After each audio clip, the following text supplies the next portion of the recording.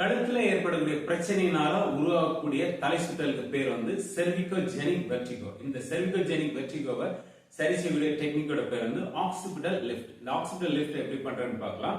இந்த மாதிரி ஸ்ட்ரைட்டா உட்காந்துக்கங்க, இடுப்பு முதுகெல்லாம் ஸ்ட்ரைட்டா இருக்கட்டும், கழுத்து நேரம் வச்சுக்கோங்க, தலையை நேரம் வச்சுட்டு என்ன பண்றீங்க அப்படின்னா தாடையை வந்து லைட்டா கீழ் பக்கமா இது பண்ணி உள்ள இழுத்தீங்க அப்படின்னா என்னாகும், அப்படியே உங்களோட பின் மண்டையில வந்து நல்ல ஒரு ஸ்ட்ரெச்சை ஃபீல் பண்ணலாம். இந்த பொசிஷனை வந்து ஒரு 5ல இருந்து 10 செகண்ட் ஹோல்ட் பண்ணிக்கோங்க, விட்டுருங்க. திரும்ப என்ன பண்றீங்கன்னா ஸ்ட்ரைட்டா வச்சுக்கோங்க, தாடையை லைட்டா கீழே இறக்கி உள்ள இழுத்துக்கோங்க.